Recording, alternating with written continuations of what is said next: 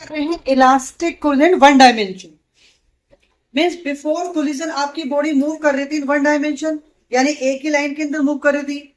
After collision जो body है वो एक ही लाइन में मूव करेगी। तो आफ्टर कोलिजन बॉडी की वेलोसिटी क्या होगी ये हम कैलकुलेट करेंगे।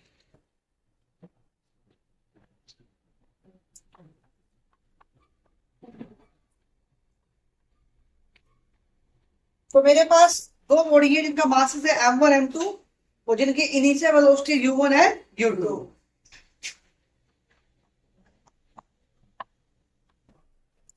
कोलाइड करती है और after collision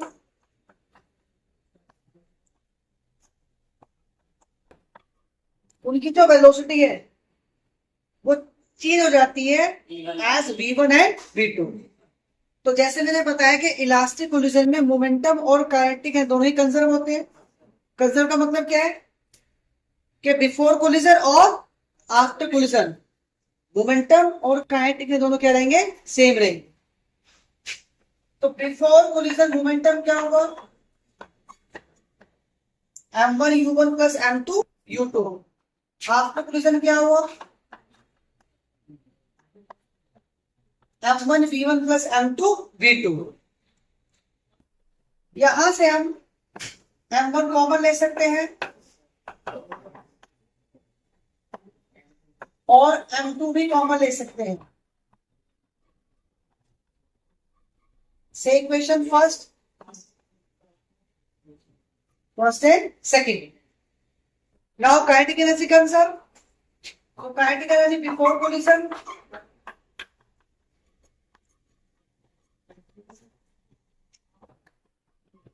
is equal to kinetic energy after collision।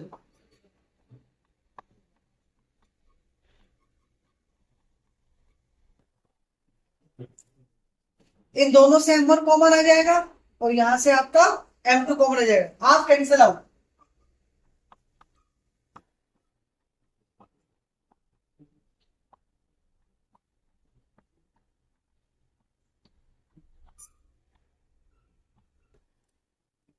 तो सी इक्वेशन सेकेंड एंड थर्ड हम क्या करते हैं, थर्ड को सेकेंड से डिवाइड कर देते हैं।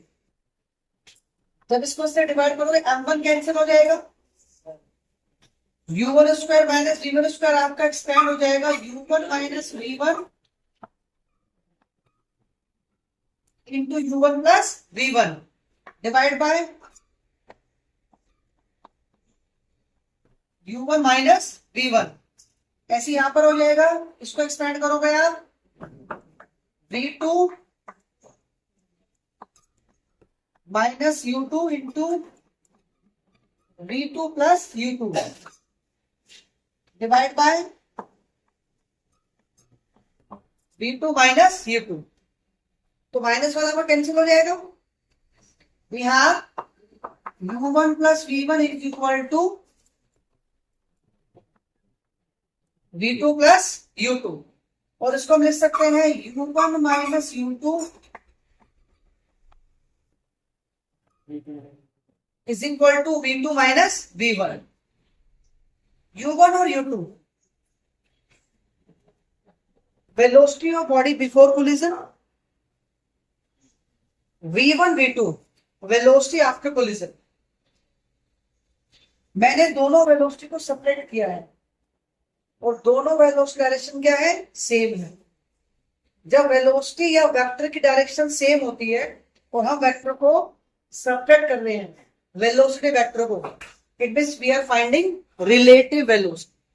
क्योंकि जब दो बॉडी किसी सर्टेन वेलोसिटी से मूव कर रही है एक ही डायरेक्शन में, तो उन दोनों की रिलेटिव वेलोसिटी फाइंड करने के लिए क्या करेंगे, दोनों को सब्ट्रैक्ट करेंगे।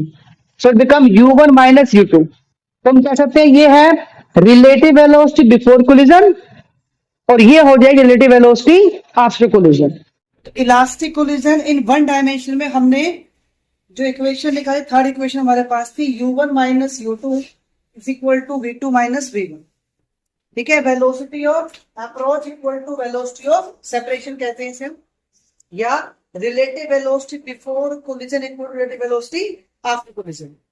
यहां से फाइंड करेंगे v2 की value.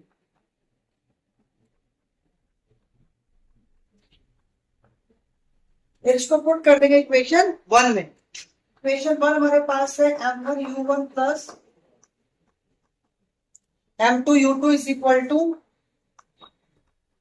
m1v1 plus m2v2। v2 की वैल्यू हमारे पास क्या आ गई,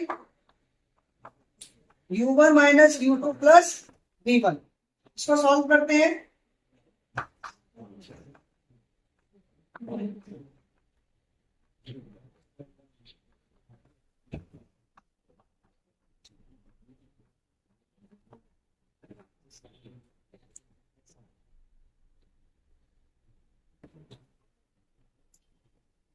राइट हैंड साइड में यहां से हमारे पास कॉमन आ जाएगा v1, बाकी सबको ले जाएंगे हम अदर साइड में। तो m2u2 और m2u2 ये दोनों क्या हो जाएंगे, add to m2u2 plus m1u1 and minus m2u1।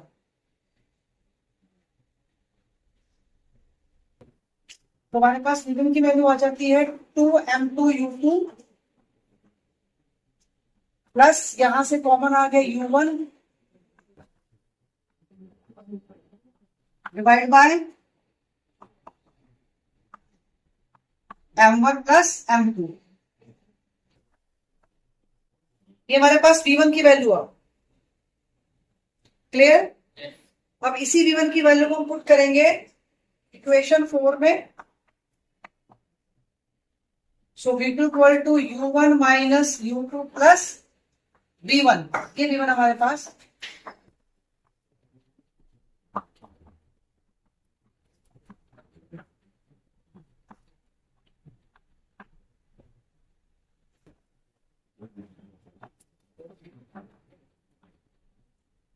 अब इसको अगर आप सॉल्व करते हो तो v2 की वैल्यू हमारे पास आ जाती है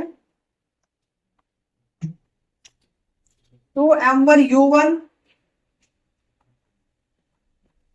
plus u2 into m2 minus m1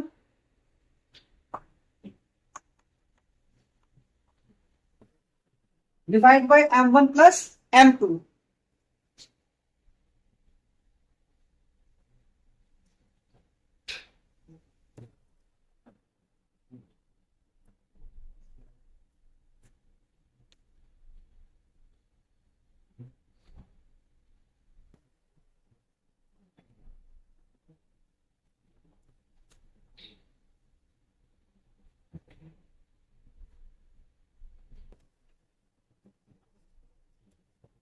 ये हमारे पास v2 की वैल्यू आ जाएगी।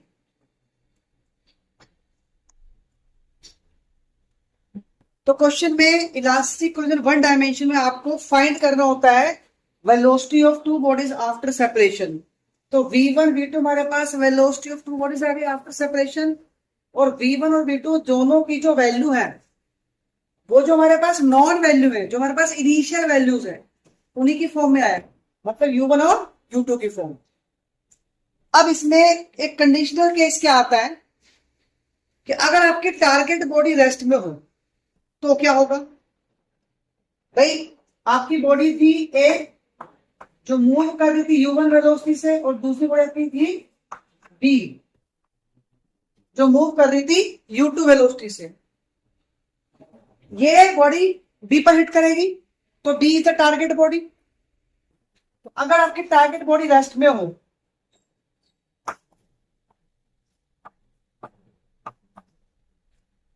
when target body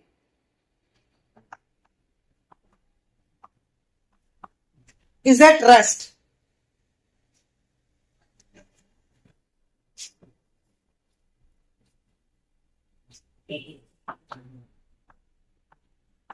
इसका मतलब हुआ u2 की वैल्यू क्या हो गई 0।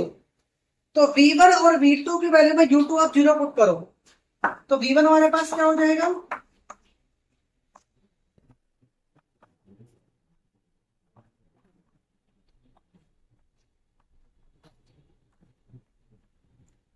u2 इक्वल टू 0, तो v1 आ गया u1 m1 minus m2 divide by m1 plus m2.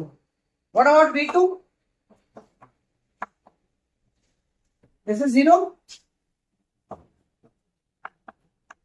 2m1 u1 divide bye m1 plus m2. So these are the values of velocity when the target body is at rest, right? अब जब ये target body आपकी rest में है तो कुछ conditional है, कुछ कंडीशनल केसेस हैं जो हम डिस्क्राइब करेंगे on the basis of mass variation, कि दोनों बॉडी के अगर मास वेरी कर रहे हो, एक बॉडी लार्ज हो एक बॉडी स्मॉल हो, वाइसा वर्सा हो, मतलब मीन्स कि टारगेट बॉडी कभी आपकी स्मॉल बॉडी हो जाए और टारगेट बॉडी कभी आपकी लार्ज बॉडी हो जाए, तो उस केस में v1 और v2 की वैल्यू क्या होगा? तो हम देखेंगे कि v1 v2 की वैल्यू जब हम निकालेंगे मैथमेटिकली, वो वैल्यूज वही आती है जो प्रैक्टिकली भी ट्रू है. तो मैं आपको प्रैक्टिकल बेस से बताऊंगा कि जनरली जो हम मैथमेटिकली प्रूव कर रहे हैं वो प्रैक्टिकली भी ट्रू है. क्लियर? तो ये मेरे पास v1 और v2 की वैल्यू है जब आपकी टारगेट बॉडी रेस्ट में है, राइट? अब देखिए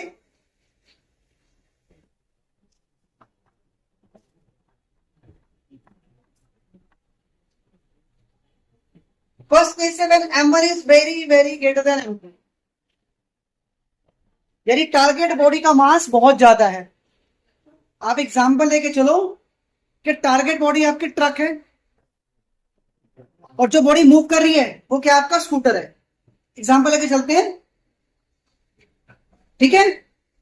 इसका मतलब क्या हुआ कि स्कूटर टारगेट बॉडी हो गया और ट्रक आपका स्कूटर को हिट करेगा. तो प्रैक्टिकली क्या लगता है आपको, जब ट्रक आपका चलते हुए स्कूटर को हिट करेगा तो क्या होगा? क्या ट्रक की वेलोसिटी पे कोई फर्क पड़ेगा? मतलब उसकी वेलोसिटी वो रहनी चाहिए, लेकिन जब ट्रक आपका स्कूटर हिट करेगा तो स्कूटर और स्पीडली मूव करेगा. प्रैक्टिकली ये होता है. अब इसको मैथमेटिकली देखते हैं. इस केस में अगर हम m1 में m2 ऐड करेंगे अप्रोक्सीमेट m1 आएगा, और अगर m1 में से m2 माइनस करेंगे तो अप्रोक्सीमेट m1 ही आएगा. आ जाओ v1 u1 into m1 divide by m1,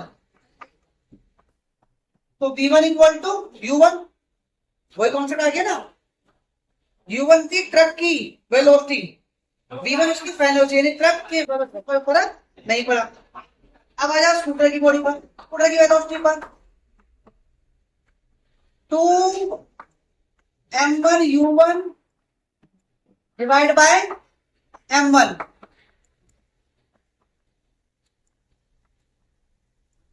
यानी v2 आ गया 2u1, यानी स्कूटर की वेलोसिटी ज्यादा हो जाए.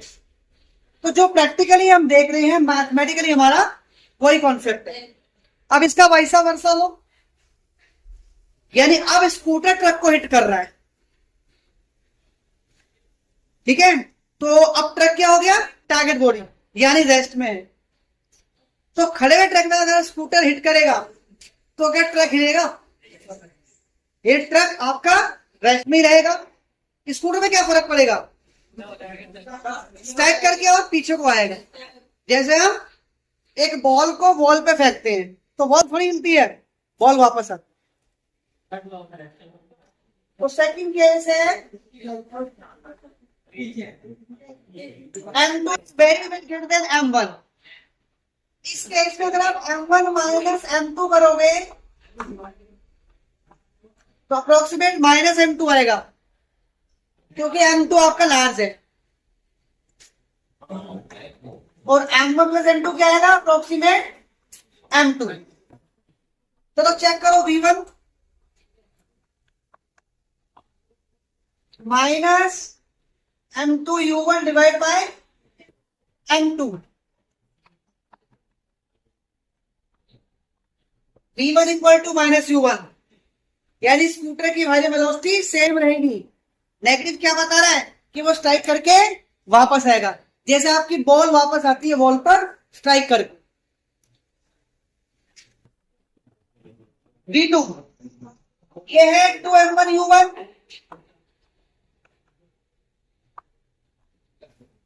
Divide m1 plus m2 equal to m2। अब यहां पर m1 और m2 का जो रेशो है वो 1 से बहुत छोटा आएगा, क्योंकि m2 बहुत बड़ा आपका, यानी वैल्यू क्या होगी सारी नेग्लेजिबल। तो V2 की वैल्यू क्या आ जाएगी 0। Technique truck remain at rest. तीसरा केस क्या हो सकता है,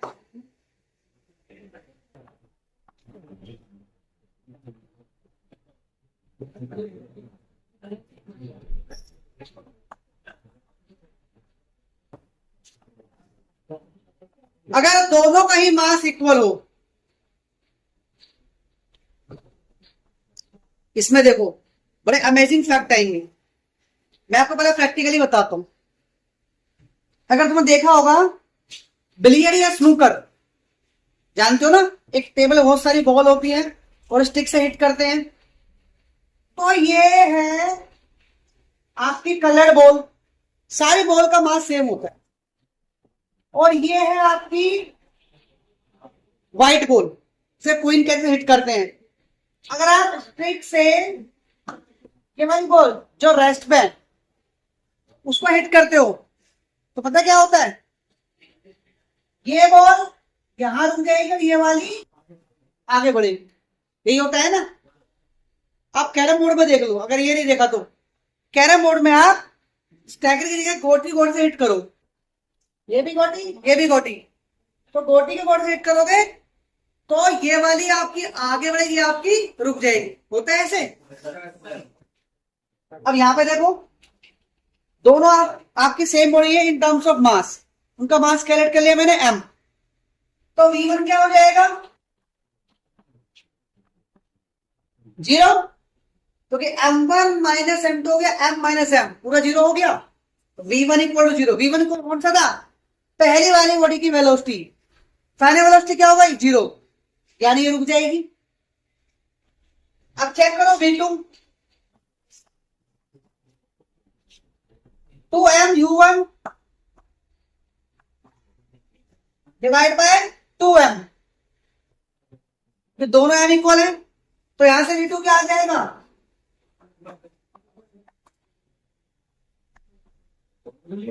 ट्वाइस ऑफ u1। इसका मतलब क्या हुआ कि जो पहली बॉडी है वो तो रुक गई, V1 0 आ गया, दूसरी बॉडी इसकी वेलोसिटी से भी ज्यादा वेलोसिटी से मूव करती है।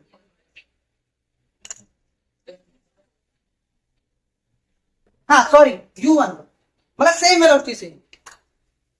तो थिंग इज दैट कि कोलिजन, इलास्टिक कोलिजन के जो प्रैक्टिकली कॉन्सेप्ट है, सॉरी थ्योरिकली जो कॉन्सेप्ट है वो प्रैक्टिकली भी आपके ट्रू है। मतलब जनरल लाइफ में कोलिजन का जो कॉन्सेप्ट है वो हम वेरीफाई कर सकते हैं। क्लियर है।